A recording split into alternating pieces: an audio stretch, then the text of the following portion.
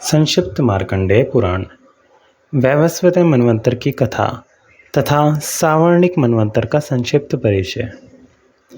मार्कंडेय जी कहते हैं, विश्वकर्मा की पुत्री संज्ञा भगवान सूर्य की पत्नी है। उनके गर्भ से वैवस्वत मनु का जन्म हुआ, जो विख्यात यशस्वी और अनेक विषयों के ज्ञान में पारंगत थे। विवस्वान के पुत्र होने के कारण ही वे वैवस्वत कहलाए। जब भगवान सूर्य संज्ञा की ओर देखते तो वे अपनी आंखें बंद कर लेती थी। इससे रुष्ट होकर सूर्य ने संज्ञा से यह निठुर वचन कहा, ओ मूर्खे, तू मुझे देखकर सदा नेत्रों का संयम करती, आंखें मूंद लेती है। इसलिए तेरे गर्भ से प्रजाजनों को संयम शासन में रखने वाला यम उत्पन्न होगा।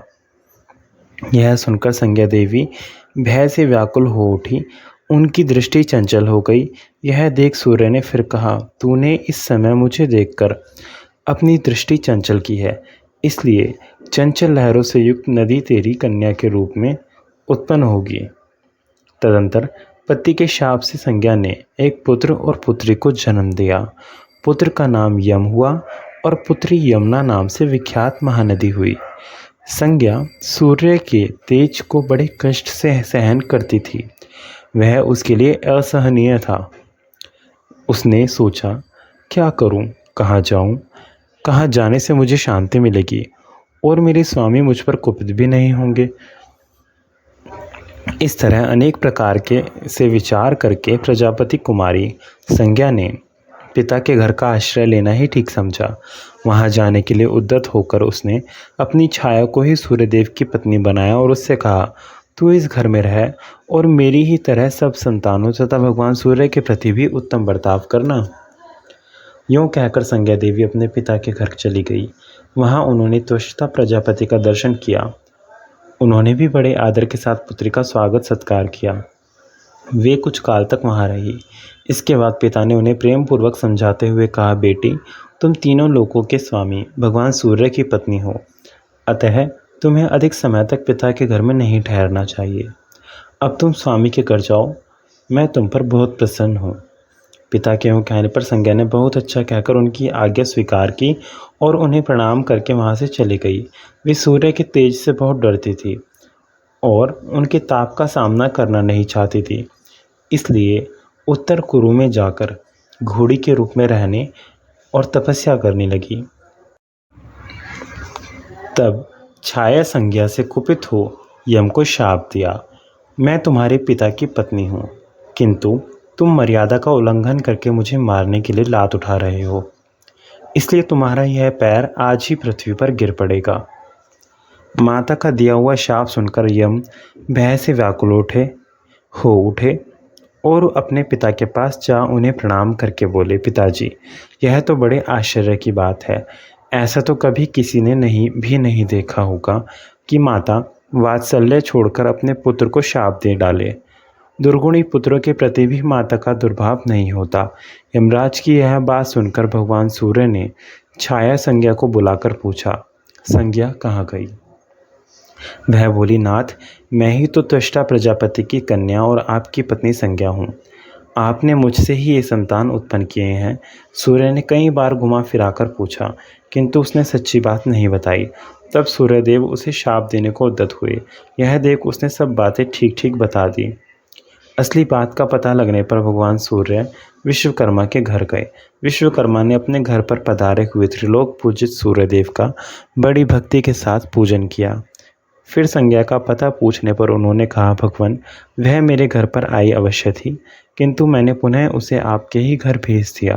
तब सूर्य ने समाधिस्थ होकर देखा, वह घोड़ी का रूप धारण कर उत्तर कुरु देश में तपस्या कर रही है। उसकी तपस्या का एक ही उद्देश्य है, मेरे स्वामी की आकृति सौम्य एवं शुभ हो जाए। सूर्य को उसकी तपस्या का उद्देश्य ज्ञात हो गया, अतः उन्होंने विश्वकर्मा से कहा, आप मेरे तेज को छाड़ दीजिए। तब उन्होंने संवत्सर रूप चक्र वाले सूर्य के तेज को छाड़ दिया। उस समय देवताओं ने उनकी बड़ी प्रशंसा की। तदंतर देवताओं ऋषियों ने संपूर्ण त्रिभुवन के पूजनीय भगवान सूर्य का स्तवन आरंभ किया। देवता बोले, भगवान, ऋग्वेद स्वरूप आपको नमस्कार है। सामवेद रूप आपको प्रणाम है। यजुर्वेद स्वरूप आपको नमस्कार है। आप ही समस्त सामों के अधिष्ठान हैं, आपको प्रणाम है। आप ज्ञान के एकमात्र आधार एवं अंधकार का नाश करने वाले हैं, आपको नमस्कार है। आपका स्वरूप शुद्ध ज्योतिर्मय है। आप स्वभाव से ही परम शुद्ध एवं निर्मलात्मा हैं, आपको प्रणाम है। आप सबसे महान, सर्वश्रेष्ठ, सबसे परे और साक्षात परमात्मा हैं। आपका स्वरूप संपूर्ण जगत में व्यापक है। आप सबके आत्म रूप हैं, आपको नमस्कार है। आप सबकी उत्पत्ति के कारण ज्ञान का चिंतन करने वाले पुरुषों के प्राप्तव्य स्थान सूर्य स्वरूप तथा प्रकाशात्मक रूप हैं, आपको नमस्कार है। प्रभा का विस्तार करने वाले आपको नमस्कार है। दिन की सृष्टि करने वाले आपको प्रणाम है। रात्रि के हेतु भी आप ही हैं तथा संध्या और चांदनी की सृष्टि भी आप ही करते हैं, आपको नमस्कार है। भगवान, आप ही यह संपूर्ण जगत है। आप में ही चराचर प्राणियों सहित समस्त ब्रह्मांड ओतप्रोत है। अतएव ऊर्ध्वलोक में जब आप भ्रमण करते हैं तो आपके साथ यह ब्रह्मांड भी घूमता है। आपकी किरणों का स्पर्श पाकर ही संपूर्ण वस्तुएं पवित्र होती हैं। आपकी किरणें ही अपने स्पर्श से जल आदि को पवित्र करती हैं। जब तक इस जगत में आपकी दिव्य रश्मियों का संयोग नहीं होता, तब तक होम, दान आदि धर्म सफल नहीं हो पाता।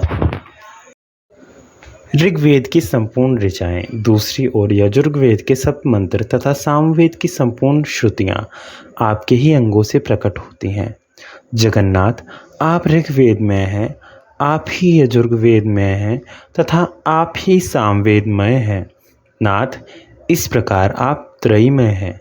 तीनों वेद आपके ही स्वरूप हैं। आप ही ब्रह्म के पर और अपर रूप हैं। मूर्त, अमूर्त, स्थूल और सूक्ष्म सभी रूपों में आपकी ही स्थिति है। निमेष, काष्ठा आदि जो काल के छोटे छोटे विभाग हैं, वे सब आपके ही स्वरूप हैं। आप ही क्षयात्मक, प्रतिक्षण बीतने वाले काल रूप हैं। भगवान, आप प्रसन्न होइए और अपनी इच्छा से ही अपने प्रचंड तेज को शांत कीजिए। मार्कंडेय जी कहते हैं, देवताओं और देवर्षियों के इस प्रकार स्तुति करने पर तेजो राशि अविनाशी भगवान सूर्य ने विश्वकर्मा के द्वारा अपने तेज को कम कर दिया।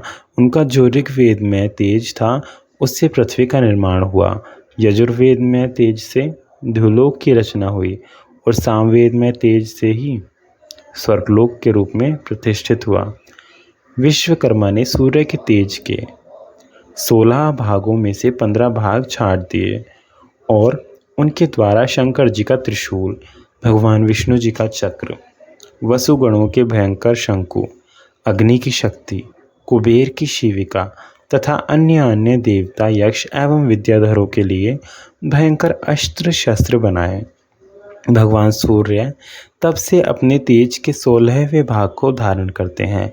तेज कम होने के कारण के बाद वे अश्व का रूप धारण करके उत्तर कुरु नामक देश में गए और वहां उन्होंने घोड़ी के रूप में संज्ञा को देखा। उन्हें आते देख संज्ञा को पराय पुरुष की आशंका हुई, इसलिए वह अपने पृष्ठभाग की रक्षा करती हुई सामने की ओर से उनके सम्मुख गई। फिर वहां उनके मिलने पर पहले दोनों की नासिका का संयोग हुआ। इससे अश्वरूप धारिणी संज्ञा के मुख से 2 पुत्र प्रकट हुए, जो नास्त्य और दस्र नाम से प्रसिद्ध हुए। फिर वीर्यपात के अनंतर रेवंत नामक एक पुत्र उत्पन्न हुआ, जो ढाल, तलवार और कवच धारण किए, बाण और तरकस से सुसज्जित हो घोड़े पर चढ़ा हुआ ही प्रकट हुआ था। तत्पश्चात भगवान सूर्य ने संज्ञा को अनुपम स्वरूप का दर्शन कराया। उनके इस रूप को देखकर संज्ञा को बड़ी प्रसन्नता हुई। फिर उसने भी अपना रूप धारण कर लिया। तब सूर्यदेव अपनी प्रीतिमती पत्नी संज्ञा को साथ ले अपने निवास स्थान पर आए। भगवान सूर्य के जो प्रथम पुत्र थे, उनकी वैवस्वत नाम से प्रसिद्धि हुई। दूसरे पुत्र का नाम यम था। ये माता के शाप से ग्रस्त थे। पिता ने इनके शाप का अंत इस प्रकार किया था कि कीड़े यम के पैर का मांस लेकर पृथ्वी पर गिर पड़ेंगे, फिर इनका पैर ठीक हो जाएगा। यम धर्म पर दृष्टि रखते थे और मित्र तथा शत्रु के प्रति उनका समान भाव था। अतः सूर्य ने प्रजाओं के धर्माधर्म का फल देने के लिए उन्हें यमराज के पद पर प्रतिष्ठित किया। यमुना कलिंद पर्वत के बीच से बहने वाली नदी हो गई। दोनों अश्विनी कुमार देवताओं के वैद्य नियुक्त किए गए। रेवंत को भी गुह्यकों का स्वामी बनाया गया। अब छाया संज्ञा के पुत्रों की जहाँ नियुक्ति हुई उसका हाल सुनो। छाया संज्ञा के ज्येष्ठ पुत्र का वर्ण, रूप, रंग वैवस्वत मनु के ही समान था। अतः वे सावर्णिक नाम से प्रसिद्ध हुए। वे ही 8वें मनु होंगे। उस समय राजा बलि इंद्र के पद पर प्रतिष्ठित रहेंगे। छाया के दूसरे पुत्र शनेश्वर को पिता ने ग्रहों के मध्य में नियुक्त किया। तीसरी संतान तप्ती नाम की कन्या थी। उसने राजा संवरण को अपना स्वामी बनाया और उनसे कुरु नामक पुत्र को जन्म दिया।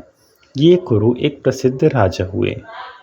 वैवस्वत मनवंतर में 8 देवगण माने गए हैं। उनके नाम इस प्रकार हैं: आदित्य, वसु, रुद्र, साध्य, विश्वदेव, मरुत, भृंगु तथा अंगिरा। इनमें आदित्यगण, मरुतगण तथा रुद्रगण कश्यप जी के पुत्र हैं। साध्यगण, वसुगण और विश्वदेवगण ये धर्म के पुत्र हैं। भृंगुगण भृंगु के और अंगिरसगण महर्षि अंगिरा के पुत्र हैं। ब्राह्मण यह सब मारीच सर्ग हैं। मरीचि नंदन कश्यप की संतान होने के कारण इन्हें मारीच कहते हैं। इस मनवंतर में जो इंद्र हैं उनका नाम ऊर्जस्वी है। ये महात्मा यज्ञ भाग के भोक्ता हैं। भूत, भविष्य और वर्तमान में जो इंद्र होते हैं उन सब का लक्षण एक सा ही समझना चाहिए। अब वर्तमान त्रिलोकी का वर्णन सुनो। भूलोक तो यह पृथ्वी है। अंतरिक्ष को धूलोक या भुवरलोक माना गया है और दिव्यलोक को स्वर्गलोक कहते हैं। अत्रि, वशिष्ठ, कश्यप, गौतम, भरद्वाज, विश्वामित्र तथा जमदग्नि यही इस मनवंतर के सप्तऋषि हैं। इक्ष्वाकु, नृग, धृष्ट, शर्याति, नरिष्यंत, नाभाग, अरिष्ट, करुष और प्रशर्द ये 9 वैवस्वत मनु के पुत्र कहे गए हैं। इस प्रकार मैंने तुमसे यह वैवस्वत मनवंतर का वर्णन किया है। इसका श्रवण और पाठ करने से मनुष्य सब पापों से छूट जाता है और महान पुण्य का भागी होता है। क्रौष्टुकी जी बोले, महामुने, आपने स्वयंभुव आदि 7 मनुओं का वर्णन किया तथा उनके मनवंतरों में जो देवता, राजा और मुनि हुए थे उनको भी बतलाया। इस कल्प में जो दूसरे 7 मनु होंगे उनका परिचय दीजिए तथा उनके मनवंतरों में जो देवता आदि होने वाले हैं उनका भी वर्णन कीजिए। मार्कंडेय जी ने कहा, ब्राह्मण, छाया संज्ञा के पुत्र सावर्णी का नाम है, मैं तुम्हें बतला चुका हूँ। वे सब बातों में अपने बड़े भाई वैवस्वत मनु के ही समान हैं। वे ही 8वें मनु होंगे। परशुराम, व्यास, गालव, दीप्तिमान कृप, ऋष्यशृंग तथा अश्वत्थामा ये 7 सावर्णी मनवंतर में सप्तऋषि होंगे। सुतपा, अमिताभ और मुख्य ये 3 देवगण होंगे। इनमें से प्रत्येक गण पृथक पृथक 20-20 देवताओं का समुदाय होगा। तपस्त्वय, शक्र, धुति, ज्योति, प्रभाकर, प्रभास, दैत्य, धर्म, तेज, रश्मि तथा वक्रतु आदि देवता सुतपाक गण के 20 देवताओं के अंतर्गत हैं। प्रभु, विभु और विभास आदि देवता अमिताभ नामक द्वितीय गण के 20 देवताओं के अंतर्गत हैं। तीसरे गण के जो 20 देवता हैं उनमें दम, दांत, ऋत, सोम और विंत आदि प्रधान हैं। ये मुख्य गण के देवता कहे गए हैं। ये सभी मनवंतर के स्वामी होंगे। ये मरीचि नंदन प्रजापति कश्यप के ही पुत्र हैं। विरोचन के पुत्र बलि इनके इंद्र होंगे। वे बलि आज भी अपनी प्रतिज्ञा के बंधन से बंधकर पाताल लोक में विराजमान हैं। विरजा, अर्ववीर, निर्मोह, सत्यवाक, कृति तथा विष्णु आदि सावर्णी मनु के पुत्र होंगे। ओम नमः शिवाय।